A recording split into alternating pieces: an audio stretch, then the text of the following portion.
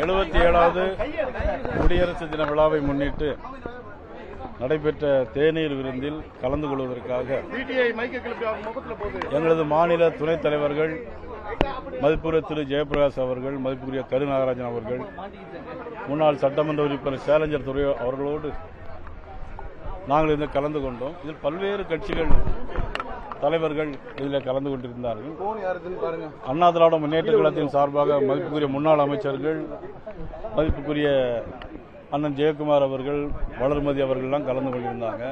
தமிழ் மாநில காங்கிரசினுடைய தலைவர் மதிப்புக்குரிய ஐயா ஜி.கே. வாசன் அவர்கள் கலந்திருந்தார்கள். பாட்டாளி மக்கள் கட்சியினுடைய சட்டமன்ற உறுப்பினர் கலந்து கொண்டார்கள். அதே வகையில் மதிப்புக்குரிய எனக்கு நண்பர் சுதீஷ் அவர்கள், நாங்கள் தற்சயமாக சமைத்தோம். ஏற்கனவே எங்களுடைய மாநிலத்தில் ஜெயபிரகாஷ் அவர்களுடைய கல்லூரி நண்பர் அவர். அதனுடைய அடிப்படையில் அங்கு பேசிக்கொண்டமே தவிர இதில் நாங்கள் எதிலும் அரசியல் பேசவே இல்லை. இல்ல சார், அவரை தனியா அழைச்சிட்டு போய் ஓரமா பேசிட்டு இருந்தாங்க. ஒருவேளை முக்கியமான பேச்சுவார்த்தை எதனா நடைபெற்றுச்சா? இல்ல, நாங்க எல்லாரையும் பேசிட்டு இருந்தோம். எல்லா கட்சி தலைவர்கள்ட்டையும் தனியா பேசிட்டு தான் இருந்தோம். ஐயா ஜி.கே. வாசன் அவர்கள்ட்டையும் தனியா பேசிட்டு இருந்தோம். அண்ணன் ஜெயக்குமார் அவர்கள்ட்டையும் பேசிக்கிட்டு இருந்தோம். டாக்டர் கிருஷ்ணசாமி அவர்களிடமும் நாங்கள் பேசிட்டு தான் இருந்தோம். இதுல அரசியலே கிடையாது. இன்னைக்கு குடியரசு தின விழா, அதிமுக கூட்டணியில ஒவ்வொரு கட்சியில சேர்க்கக்கூடிய வேலையில பாஜக ஈடுபட்டு வருது.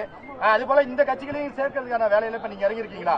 உங்களுடைய பேச்சுவார்த்தை அப்படி எடுத்துக்கலாமா? ஏன்னா நீண்ட நேரமா ஒரு 10 நிமிடங்கள் தனித்தனியாக பேச்சுவார்த்தை நடந்துட்டு இன்றைக்கு முழுக்க தேநீர் விருந்து